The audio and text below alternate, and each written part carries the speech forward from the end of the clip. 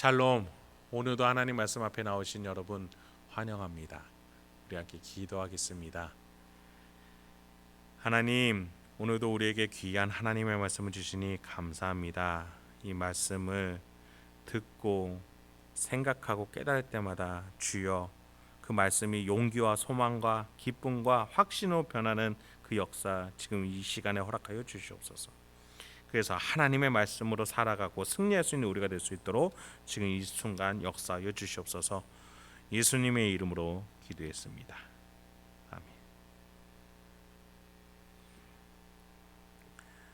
오늘도 다시 은혜 주시는 하나님을 찬양합니다.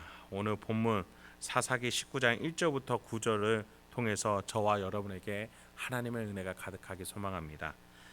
사사기서는 계속해서 타락하는 이스라엘을 붙드시기 위한 하나님의 은혜, 다시 은혜 주시는 하나님의 인자함을 계속 말해주고 있죠. 그렇습니다. 여러분, 사람을 보아서는 결코 우리가 깨달을 수 있는 것이 없어요. 하나님을 봐야 합니다. 사사기 결론부의 사건들도 마찬가지입니다. 이 사사기 결론부에서 사람을 보면은 시험만 들 뿐이에요. 악하다라는 사실만 깨달을 수 있을 뿐이지 선한 것을, 소망을 깨달을 수가 없습니다. 그런데 왜 사사기는 이렇게 극악무도한 사건을 계속 말해주고 있을까요? 여호와는 등장하지 않는 이 사건들 속에서 우리는 무엇을 깨달을 수 있을까요? 제가 말씀드렸죠.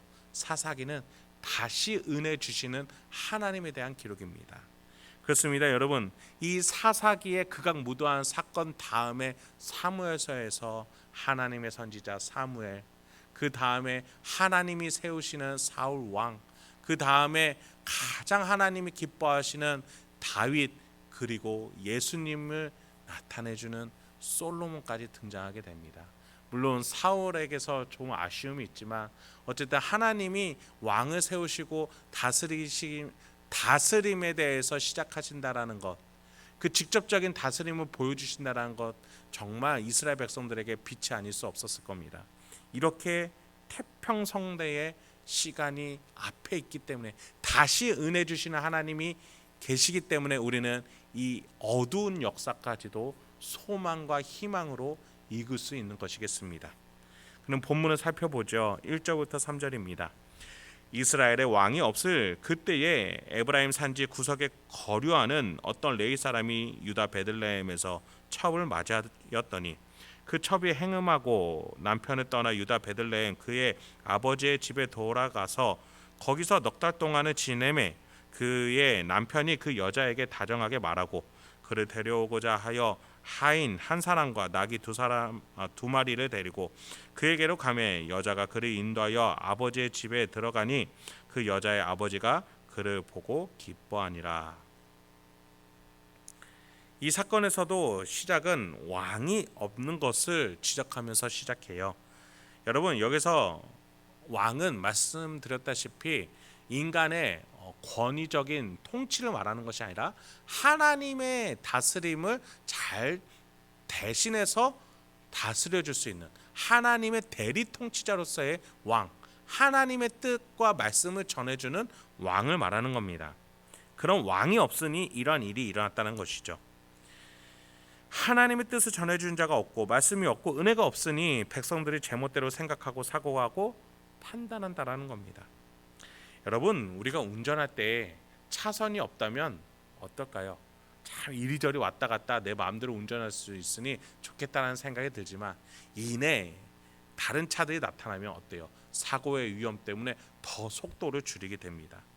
오히려 차선이 있으면 더 안전하고 빠르게 목적지에 도달할 수 있는 것이겠죠. 그렇습니다. 하나님의 뜻은, 하나님의 말씀은 나에게 마치 구속과 압박처럼 느껴지지만 사실 우리 영혼이 가장 자유하고 안전하고 질서 있게 지켜주는 우리의 보호막이라는 사실 잊지 마시기 바랍니다. 그래서 하나님의 다스림이 필요했던 것이에요. 여러분, 그럼에도 불구하고 사사기에서는 이 차선이 없는 인생, 계속해서 사사들과 또 미가의 집과 단지파를 통해서 봤죠. 오늘 본문에서는 사사기 마지막 사건으로에서는 레위 부부가 등장하게 됩니다. 레위 사람의 부부죠. 앞서 본 미가의 가정의 이야기로 이스라엘의 타락상을 보았다면 이번에도 한 가정에서의 일로 이스라엘의 타락상을 보게 됩니다. 앞의 사건이나 지금 이 사건이나 가정에서 시작을 하게 됩니다. 또 공통점이 있어요. 이야기의 배경이 또 베들레헴에서 시작을 하게 됩니다. 그런데 여러분, 제가 말씀드렸죠. 베들레헴은 레위인들에게 허락된 성읍이 아니었어요. 지파들이 레위 지파들을 돌보지 않으니 레위 지파 사람들이 이리저리 살 길을 찾아서 떠나가고 하나님께서 허락하지 않은 성읍들까지 가게 되는 겁니다. 그렇게 오늘 본문에서 등장하는 레위 사람은 결혼을 합니다. 그러나 아내가 행음을 하고 바람을 피워서 집을 나가 친정으로 갔죠. 하지만 레위는 아내를 잘 설득하고자 가정을 회복하고자 장인 어른에게로 찾아가게 되게 됩니다. 그런데 거기서 장인이 계속 그 레위인 사위가 자리를 뜨지 않도록 권면하는 이야기가 이어집니다. 4절부터 9절까지 그 이야기가 계속 이어집니다. 그의 장인 곧 그 여자의 아버지가 그를 머물게 하매 그가 3일 동안 그와 함께 머물며 먹고 마시며 거기서 유숙하다가 넷째 날 아침에 일찍이 일어나 떠나고자 하매 그 여자의 아버지가 그의 사위에게 이르되 떡을 조금 먹고 그대의 기력을 돋운 후에 그대의 길을 가라 하니라. 두 사람이 앉아서 함께 먹고 마시매 그 여자의 아버지가 그 사람에게 이르되 정하노니 이 밤을 여기서 유숙하여 그대의 마음을 즐겁게 하라 하니 그 사람이 일어나서 가고자 하되 그의 장인의 간청으로 거기서 다시 유숙하더니 다섯째 날 아침에 일찍이 일어나서 떠나고자 하매 그 여자의 아버지가 이르되 청하노니 그대의 기력을 돋우고 해가 기울도록 머물라 하므로 두 사람이 함께 먹고 그 사람이 첩과 하인과 더불어 일어나 떠나고자 하매 그의 장인 곧 그 여자의 아버지가 그에게 이르되 보라 이제 날이 저물어가니 청하건대 이 밤도 유숙하라. 보라 해가 기울었느니라. 그대는 여기서 유숙하여 그대의 마음을 즐겁게 하고 내일 일찍이 그대의 길을 가서 그대의 집으로 돌아가라 하니 수차례나 장인은 레위인과 딸이 집으로 돌아가지 못하게 합니다. 이것이 후에 이 부부가 어떠한 일을 당하게 될런지 이러한 장인의 이 딸의 아버지의 호의가 어떠한 참상에 영향력을 주는지 지금으로서는 알 수가 없죠. 장인은 그저 사위와 딸을 극진히 대접했을 뿐입니다. 그런데 문제는 이것입니다. 장인은 일찍 일어나서 가려고 하는 사위를 계속 붙들어 매서 결국에는 이 레위인이 밤에 떠나게 됐다라는 겁니다. 사실 부부 사이가 깨어질 위기에 있으니 이 부부는 얼른 가정으로 돌아가서 다시 새롭게 시작해야 되는 사이였습니다. 그런데 장인의 이러한 호의로 부부가 이러지도 못하고 저러지도 못하게 됐던 것이죠. 이게 사실은 그렇게 큰 문제는 아닙니다. 중요한 것은 마지막 날에 결국에는 밤이 돼서 떠났고 아침 일찍 떠났었다면 집으로 돌아갈 수 있었겠지만 밤에 떠났기에 다른 도시에서 밤을 보내게 되었다라는 사실입니다. 그것이 그 다음 본문에서 이어지게 되는데 거기에서 이 부부가 참변을 당하게 된다는 겁니다. 특히 이 레위인의 아내가 참변을 당하게 되죠. 사실 이 장인도 이런 일이 일어날 줄 알았다면 그들을 일찍 보냈겠죠. 누가 이런 일이 일어날 줄 알았겠습니까? 문제는 질서가 없다라는 겁니다. 아무리 장인이어도 한 가정의 가장인 레위인이 가정을 세우러 가는 길이라면 일찍 보내주었어야죠. 그러나 장인은 자기가 하고자 하는 친절만 생각했던 겁니다. 게다가 지금 자신의 딸이 왜 친정으로 왔습니까? 행음했기 때문에 아닙니까? 그렇다면 성적 타락을 저지른 판국에 그나마 사위가 그녀를 통해서 얼른 가정을 회복할 수 있도록 더 도와야 했다는 거죠.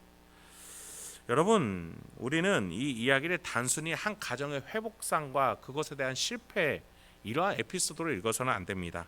사사기의 마지막 사건이에요. 의미하는 바, 시사하는 바가 있기 때문에 이렇게 시작을 했겠죠. 여러분, 앞의 사건과 지금 이 사건의 공통점 모두 배경 장소가 베들레헴이라는 것과 가정에서 시작했다는 것과 또 레위인이 등장한다는 것입니다. 두 사건의 레위인은 하나님이 선택한 지파 사람임에도 불구하고 자신의 터전이 없어서 근근히 이리저리 떠돌며 살아가고 있다라는, 정말 레위인, 하나님이 출애굽기에서 예정하셨던 레위인, 하나님을 섬기는 레위인의 모습이 아니라 삶을 근근히 이어나가기 위한 정말 안타까운 인생이라는 공통점을 가지고 있습니다. 결국 이 두 레위인 모두 자신이 있어서는 안 되는 곳에서 살아가다가 이러한 참변을 당하게 됐다는 겁니다. 하나님의 약속을 믿고 하나님이 지정해 주신 곳에서 살아간다면 힘들지만 하나님께서 다시 소망을 주시고 다시 전능하신 능력으로 세워주실 것인데, 하나님이 보내신 장소에서 떠나 제 멋대로 자신의 힘으로 살아가다 보니 이러한 참변을 당하게 됐다는 것입니다. 그게 바로 이스라엘의 모습이라는 거예요. 하나님이 이스라엘에게 가나안 족속과 왜 싸우러 가셨습니까? 하나님의 능력으로 승리하는 법을 배우게끔, 그렇게 이어서 전쟁을 하게끔 해주신 것 아니겠습니까? 그것이 이스라엘의 자리였어요. 가나안과 융화되어서 하나님을 떠나는 그 자리가 아니라 그들과 싸워서 하나님의 백성, 하나님의 대리 심판자로서 서야 되는 것이 그들의 자리였다라는 것입니다. 여러분, 여러분의 자리는 어디입니까?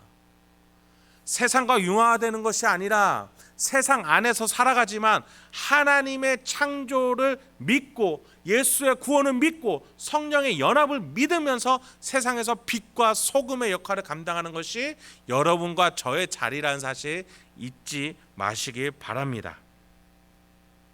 말씀을 마치도록 하겠습니다. 여러분, 우리도 우리의 일상, 우리 이웃과의 관계, 우리의 사소한 습관과 버릇에서부터 우리의 영성이 보이기 시작한다는 사실 잊지 말아야겠습니다. 그 속에서 우리는 우리의 자리를 지킬 줄 알아야겠습니다. 하나님이 약속하신 자리, 하나님이 약속하고 승리를 약속하신 그 자리에서 믿음을 고백하면서 빛과 소금으로 살아갈 수 있어야 하겠습니다. 그렇게 오늘 하루도 하나님과 함께 승리하시며 그 약속을 믿으며 살아갈 수 있는 저와 여러분 되게 소망합니다. 오늘 하루도 창조해 주신 성부 하나님, 우리 구원해 주신 성자 하나님, 그래서 지금 나와 함께 계신 성령 하나님과 함께 승리하신 저와 여러분이 되길 소망합니다. 함께 기도하도록 하겠습니다. 하나님, 오늘도 우리에게 귀한 하나님의 말씀을 주시니 감사합니다. 이 말씀을 잘 기억하면서 내가 있을 자리, 내가 그래서 살아야 되는 그 사명, 하나님 각자 우리 성도님들에게 처해 주신 그 환경 속에서 깨닫게 하여 주시옵소서. 그래서 무엇을 말하고 무엇을 행동하고 무엇을 이루며 무엇을 결단하며 살아가야 되는지 각자에게 사명을 주신 것을 깨닫게 해주셔서 오늘 하루도 승리하며 그것을 이뤄내 나가며 천국을 만들어 나갈 수 있는 저와 우리 성도님들 될 수 있도록 인도하여 주시옵소서. 예수님의 이름으로 기도했습니다.